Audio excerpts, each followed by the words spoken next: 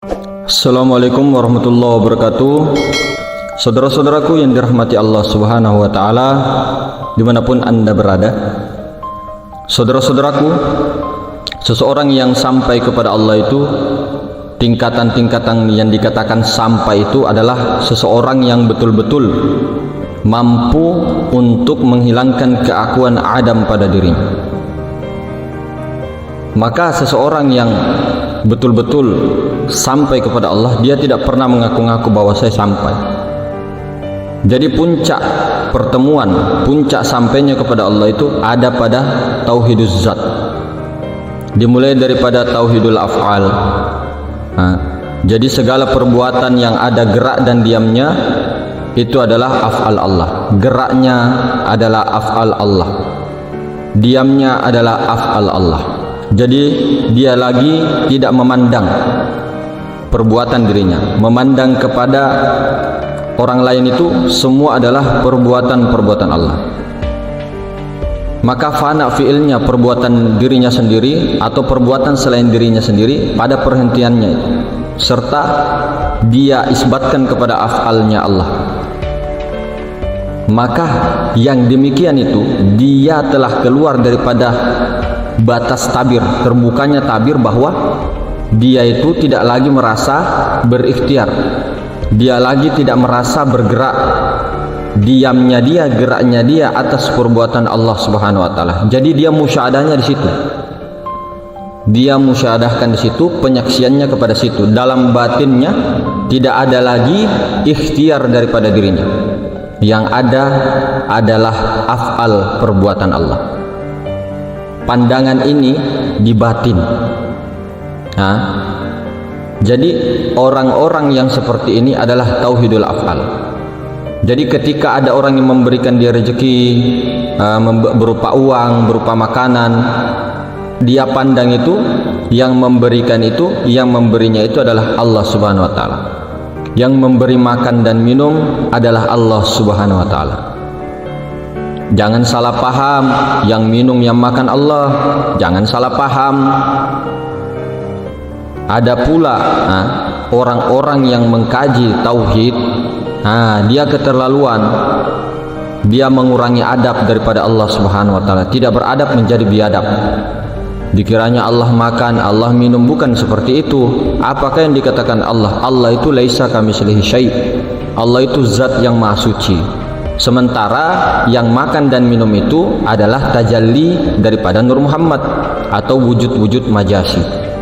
Wujud majasi ini dikendalikan oleh wujud hakiki, yaitu Nur Muhammad. Jadi betul-betul jangan sampai kita keliru. Jadi itu tadi, gerak dan diamnya atas perbuatan Allah. Kemudian ketika di dalam syariat bernyata, di dalam pandangan luar tidak ada boleh kita itu menisbatkan kepada Allah perbuatan-perbuatan buruk di dalam syariat. Akan tetapi ketika ditarik ke dalam tauhidul af'al, tidak ada segala sesuatu yang mampu bergerak kecuali dengan izin Allah. Tetapi ketika sudah di syariat, di ilmu syariat, kenyataan, jangan sampai mengisbatkan kepada Allah Subhanahu wa Ta'ala. Karena ini adab, rahasianya, makom penelanjangan Tuhan. Sama dengan tauhidus sifat, tauhidul asma, tauhidus sifat juga. Tidak ada yang bergerak, tidak ada yang berkuasa, tidak ada yang berkehendak, tidak ada yang tahu, tidak ada yang hidup, tidak ada yang mendengar, yang melihat, yang berkalam, itu selain daripada Allah Ta'ala. Jadi ini tauhidus sifat. Sama juga tadi tauhidul asma, semua nama-nama yang ada di muka bumi adalah nama-nama Allah. Dia musyahadakan seperti itu dalam pandangan batinnya. Begitu juga tadi tauhidus sifat tadi, dia tidak merasa lagi dirinya hidup. Jadi dia pandang segala alam pada insan manusia, pada makhluk-makhluk semuanya, yang hidup itu tiada lain daripada Allah jua. Tiada lain namun tiada lain. Maka sehingga ia itu dapat menyaksikan sifat jalal dan jamalnya Allah. Jadi jangan sampai salah di dalam tauhid. Nah, kemudian antaranya itu sampai pada tingkatan tauhiduz zat. Setelah tauhidul af'al, tauhidul asma, tauhidus sifat, tauhiduz zat, dengan musyahadah. Mereka orang inilah yang disebut orang-orang yang istimewa, orang khawas, dan orang-orang yang disebut muqarrabin. Jadi pada tingkatan musyahadah ini, musyahadah tauhiduz zat, disebutlah insan ini tadi orang-orang yang istimewa, orang-orang muqarrabin, orang-orang yang sangat dekat kepada Allah di dalam kaidah ilmu tasawuf. Maka inilah tauhid yang paling tertinggi, tauhiduz zat, yaitu mengusyahadakan bukan Allah mau diesakan, bukan Allahnya yang mau diesakan, itu hanya bahasa. Nah, keakuan kita yang mau dihilangkan sehingga tauhidul zat itu ada dengannya, adanya itu karena adanya tunggal, adanya Allah karena tunggalnya.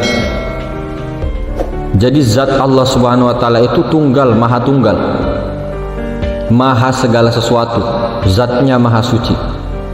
Jadi jangan pernah kita mengotori zatnya Allah Subhanahu wa taala dengan mengatakan Allah taala itu bertempat, Allah taala itu makan, Allah taala itu minum, Allah taala itu begini begitu. Enggak. Jadi makanya belajar 20 sifat. Nah, itu tauhidul awam, tauhid awam itu. Kalau di pondok itu dulu tauhid awam, itu 20 sifat. Nah, baru tauhid mutawasid, masuk ke martabat 7. Baru di atasnya lagi tauhid yang paling tertinggi, la maujudun bihaqqi illallah. Jadi tauhid itu bertingkat-tingkat. Nah, ada akidatul awam, mengkaji sifat 20, di atasnya kifayatul awam, kitabnya lagi, di atasnya lagi kitab dasuki. Kalau di pondok kan begitu itu. Nah, ini di dalam kaidah ilmu tauhid. Dan kita Ahlussunnah wal Jamaah di Indonesia, khususnya di Nusantara, di Malaysia, di mana-mana itu, sampai ke India, sampai ke Arab, sampai ke mana-mana itu, yang diakui Ahlussunnah wal Jamaah itu akidahnya Asy'ari Maturidi. Nah, ada juga paham satu tauhidnya itu adalah ahlul mukasyafah. Inilah yang dipakai oleh para ahli-ahli tasawuf. Tapi orang-orang yang seperti ini, ahlul mukasyafah, harus menguasai dulu tauhidul yang diyakini oleh akidah Asy'ari dan akidah Maturidi, supaya kita tidak bengkok di dalam mengkaji ilmu tasawuf nanti. Jangan sampai mengatakan Allah itu begini, Allah itu begini, itu kan sangka-sangkamu. Jadi apakah yang disebut Allah sebenarnya? Allah itu adalah zat, ismu zat, nama zat, kedudukannya pada maha ruang.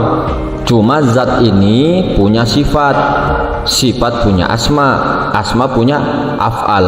Jadi Allah itu zat, sifat, asma dan af'al. Tapi kalau dikatakan bahwa Allah itu hanya af'al, Allah itu hanya nama, itu bukan Allah. Af'al itu af'al Allah, perbuatan Allah, nampak pada alam semesta, nampak pada insan. Asma Allah nampak pada 4 unsur, api, angin, air, tanah. Sifat Allah nampak pada ruh atau nyawa, itu sifat Allah, zat Allah yang maha ruang. Jadi kalau dipisah-pisahkan, itu bukan Allah. Harus ditauhidkan Allah, bukan Allahnya yang ditauhidkan. Ini cuma bahasa. Harus ditauhid, harus tauhid itu tunggal. Ditunggalkan itu dari segi Allah, itu dari segi af'alnya, dari segi asmanya, dari segi sifatnya, dari segi zatnya tuh maha tunggal. Jadi totalitas keseluruhan. Jadi Allah Subhanahu wa taala itu adalah segala diri. Allah Subhanahu wa taala itu adalah totalitas keseluruhan yang ada, yang maha ada. Kalau dikatakan af'al itu alam semesta itu Allah, berarti salah. Itu hanya wujud bayangan. Tapi wujud bayangan ini tidak bisa juga dipisahkan daripada wujud hakiki. Meskipun wujud bayangan harus tetap ditunggalkan. Jadi tiada lain. Bayangan itu memang bukan Allah, tapi bayangan ini tidak akan bisa kalau tidak ada wujud hakiki. Siapa wujud hakiki? Wujud Nur Muhammad sallallahu alaihi wasallam. Wujud majasi adalah alam semesta dan semuanya. Wujud hakiki adalah Nur Muhammad.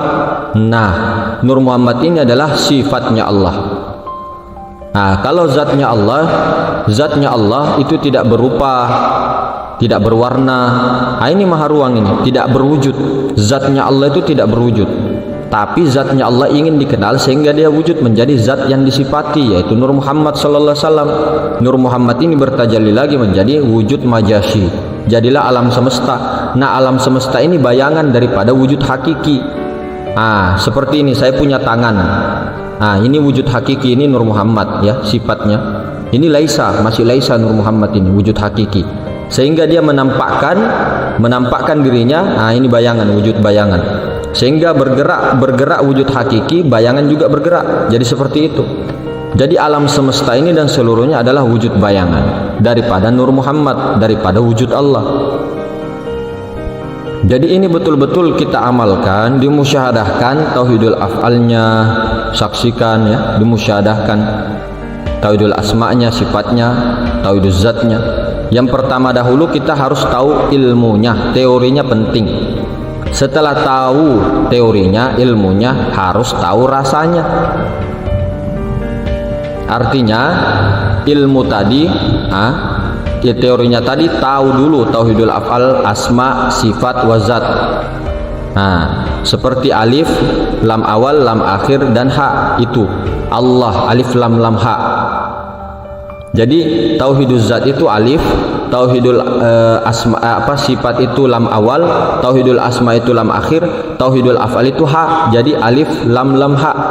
Kalau dibaca satu persatu, alif lam lam ha. Tauhidul zat, tauhidul sifat, tauhidul asma, tauhidul zat, inilah tauhidul af'al, inilah Allah. Inilah yang dinamakan Allah Ta'ala. Jadi alif itu tauhidul zat, alif ini berjumpa lam, tauhidul sifat, keesaan sifat-sifat Allah. Tadi alif itu keesaan zat Allah, alif ini berjumpa dengan lam alif, menjadi keesaan sifat Allah. Kemudian lam awal itu berjumpa dengan lam akhir, menjadi keesaan asma Allah, tauhidul asma. Kemudian lam akhir ini berjumpa juga dengan ha, ini menjadi tauhidul af'al, keesaan perbuatan Allah. Jadi Allah Subhanahu wa taala dalam Al-Qur'an tadi menyatakan Iqra bismi rabbikal ladzi khalaq. Bacalah dengan nama Tuhanmu yaitu Allah. Baru kita baca alif, lam awal, lam akhir, dan ha. Iqra ya Muhammad. Inilah yang dinamakan tauhid. Ini yang dinamakan tauhid ketunggalan. Tanpa tauhid, keyakinan, kemantapan, iman dan takwa itu kurang tanpa adanya tauhid.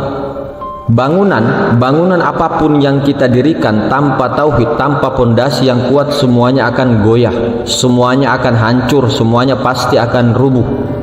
Salat, puasa, zakat, haji, termasuk ikrar syahadat itu tanpa tauhid itu roboh, akan goyah saudara-saudara. Kan syahadat itu penyaksian, jadi betul-betul dimantapkan, disaksikan. Inilah pentingnya tauhid. Makanya Rasulullah SAW mengajarkan ini 13 tahun masalah tauhid di Mekah, 13 tahun. Kalau sekarang yang diutamakan kita berjihad terus. Apa yang mau dijihad? Membodohi orang, membunuh orang. Ini kan tidak seperti itu. Itu sifat-sifat kebinatangan pada diri kita.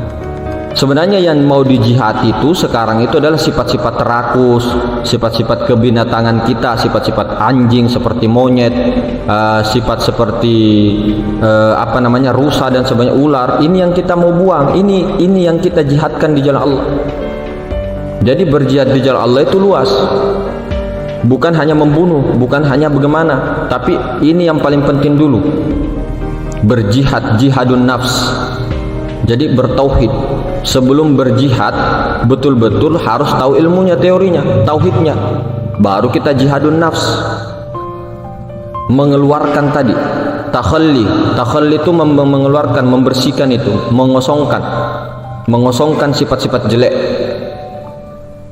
mengosongkan semua ini sifat-sifat jelek, sifat-sifat kebinatangan kita ini. Karena kita apa? Tujuannya apa? Untuk kembali fitrah, kembali seperti bayi. Inilah ajaran, dan demikian ajaran Islam, ajarannya baginda Nabi Muhammad SAW. Islam ini mengajarkan apa? Rahmatan lil alamin. Rahmatan lil alamin. Inna arsalnaka illa rahmatan alamin. Aku tidak mengutus engkau wahai Muhammad kecuali untuk rahmat bagi seluruh alam. Bukan untuk membunuh orang, bukan untuk berperang, kecuali terdesak memang. Ketika diserang memang dulu perang-perang di mana-mana. Tapi sekarang bagaimana kita itu akhlak dan suri tauladan baginda Nabi sebagai suri tauladan kita, sebagai suri tauladan yang baik bagi kita. Jangan membenci orang, jangan menyakiti orang, jangan emosian sama orang. Jadi akhlak-akhlaknya baginda Nabi, siapapun orangnya, mau itu kepercayaannya apa, mau sukunya apa, mau rasnya apa, mau keyakinannya apa, kita itu dari diri yang satu, nafsu wahidah min nafsin wahidah. Kita itu satu kesatuan, jangan membenci siapapun. Manusia itu satu kok, manusia itu satu kok, rupa-rupa saja yang berbeda. Manusia itu satu. Jadi ketika memandang orang, kita jelek, orang yang baik. Kita yang jelek, orang yang baik. Kita memandang sesuatu apapun, baik itu preman ke, baik itu apa ke, yang tidak sesuai dengan pikiran kita, logika kita. Oh, ini orang, jangan kita salahi orang. Kita hukumi diri kita. Karena kenapa? Diri kita yang Adam ini, diri kita yang sifat binatang tadi. Karena kenapa? Kita tidak tahu di masa yang akan datang, akhir-akhir kehidupannya, menjelang mau meninggal atau batas ajal kontrakan mau habis, kita belum tahu mereka kayak apa dan kita ini sekarang kayak apa. Jangan sampai kita mengkaji ilmu ma'rifat, ilmu tasawuf, ilmu syariat, ilmu apa hakikat, kemudian kita ini merasa benar, merasa pakaiannya sempurna, merasa paling bagus, kemudian melihat orang-orang yang di jalan, orang-orang yang masih mabuk-mabukan, orang-orang yang masih keyakinannya masih di syariat atau keyakinannya masih di thariqat saja, di hakikat saja, di ma'rifat saja, terus kita merasa paling benar. Ini juga hijab, karena kita tidak tahu sampai mana diperjalankan Allah di dalam konsisten ini, di dalam istiqomahan ini. Karena yang dinilai itu bukan sekarang, yang dinilai itu di akhir kehidupan kita, bukan sekarang.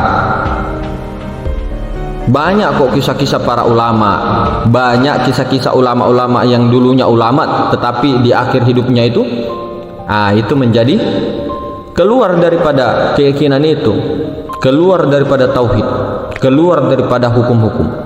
Banyak itu.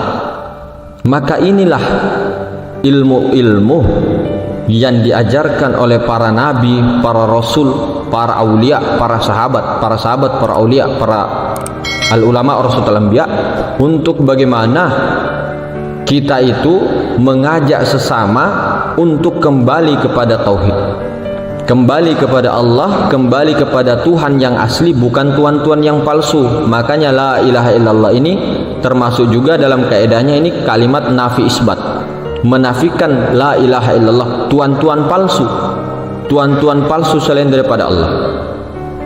Selain daripada Allah itu adalah Tuhan-Tuhan palsu. Ketika Allah ini yang dari zat sifat asma dan af'al itu dikotak-kotakkan, Allah itu af'al saja, Allah itu asma saja, Allah itu sifat saja, Allah itu zat saja, kurang. Itu bukan Allah. Allah itu totalitas seluruh ketunggalan. Makanya saya bilang dari martabat ahadiyah, martabat zat itu Allah, martabat wahda, martabat sifat Allah juga, sifat Allah. Martabat wahidiyah, wahdaniyah, wahidiyah itu martabat asma, api, angin, air, tanah, itu juga Allah juga, asma Allah. Kemudian martabat alam ruh, alam misal, alam ajsam, alam insan, itu martabat af'al Allah, ini juga Allah. Tapi kalau kita mengatakan Allah itu hanya af'al Allah, hanya alam semesta, atau hanya ini saja, itu bukan Allah. Jadi Allah itu dipahami totalitas segala keseluruhan. Kemudian untuk berjumpa kepada Allah bukanlah kita cerita mati kalau kita itu mau berjumpa dengan Allah. Syarat untuk berjumpa dengan Allah harus mati, diam sediam-diamnya, harus lebur.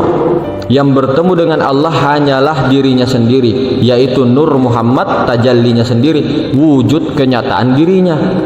Bukan kita yang bertemu Allah. Omong kosong, tong kosong nyaring bunyinya.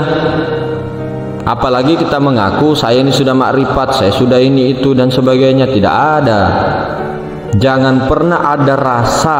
Makanya jangan bertahan di rasa, jangan bertahan di zauq. Kalau kita masih bertahan di rasa, itu masih ada rasa rindu, masih ada rasa ini dan sebagainya. Walaupun ada rasa rindu, rasa cemas, rasa sakit, rasa ketakutan, rasa khawatir, jangan bertahan di situ. Kita leburkan kepada kesadaran. Jadi kesadaran itu, jadi ibarat bahasa syariatnya begini, kita itu melebur, kita hanya menyaksikan ruhani itu yang rindu, ruhani itu yang yang cinta, rasa cinta dan sebagainya, itu kan rasa ruhani, rasa ruhani. Jadi kita jangan bertahan di ruhani, kita melebur kepada maha ruang, sehingga maha ruang ini Allah Ta'ala, zat Allah menyaksikan ruh yang melihat, menyaksikan ruh yang mencintai, menyaksikan ruh yang begini begitu, itu rasa.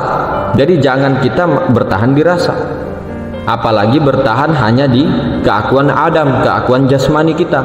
Kita merasa melihat, yang melihat itu mata, yang mendengar itu telinga, yang berbicara itu mulut, yang bernapas itu hidung, yang bergerak itu tangan, kaki. Bukan, jangan bertahan di situ. Di dalamnya itu apalagi? Itu Nur Muhammad, yaitu ruh, nyawa. Jangan bertahan di situ juga, terus lagi ke dalam, ke maha ruang. Jadi kita itu secara syariatnya ini ya, secara bahasa syariat kita hanya menyaksikan ruhani dengan jasmani. Kita hanya menyaksikan ruhani yang berkuasa, yang berkehendak, yang berilmu, yang hidup. Kita hanya menyaksikan yang hidup. Kitanya di sini pun dinafikan, bukan kita, tapi Allah Ta'ala yang menyaksikan ruhani. Allah Ta'ala yang menyaksikan wujudnya, sifatnya kepada ruhani, kepada nyawa tajallinya. Nyawa ini masih laisa, sehingga disaksikannya juga kepada batang tubuh, sehingga kudro itu nampak pada tangan dan kaki kita, irodahnya nampak kepada hati kita, ilmunya nampak kepada otak kita, kepintaran, ketahuan kita. Kemudian hidupnya nampak kepada nafas kita, nyawa kita. Kemudian pendengarannya nampak kepada telinga kita. Kemudian penglihatannya nampak kepada mata kita. Kemudian kalamnya nampak kepada bibir kita. Jadi kita itu bukan yang jasmani, bukan rohani. Kita itu tidak pernah ada. Maka keakuan rasa ada ini diwujudkan, dileburkan kepada kosong. Dari kosong kembali ke kosong. Kitanya yang kosong, bukan Allah Ta'ala. Allah Ta'ala itu tidak pernah tidak ada. Jadi inilah ilmu tuah, inilah ilmu-ilmu aulia-aulia Allah, inilah ilmu ketuhanan, inilah jalan untuk sampai kepada Allah. Mudah-mudahan suatu masa, suatu kesempatan kita bersama-sama kembali, kita bisa bertemu, ada waktu kesempatan, dikehendaki Allah Subhanahu wa taala untuk satu pertemuan. Mudah-mudahan ya. Sekiranya mungkin cukup sampai di sini. Atas segala kesalahan, kehilapan, kata-kata yang kurang pantas bagi apa yang keluar daripada kita, mohon maaf, minta relanya sebesar-besarnya. Mohon maaf ya. Semuanya tetap di dalam keistiqomahan, tetap dalam konsisten. Doanya itu bukan kita yang berdoa, tapi Nur Muhammad sendiri. Kemudian kita mudah-mudahan disatukan terus, disambung rasakan terus oleh Allah Subhanahu wa taala. Ini secara syariat, tapi puji kodim bagi kodim. Oke, mungkin seperti itu saudara-saudara. Assalamualaikum warahmatullahi wabarakatuh.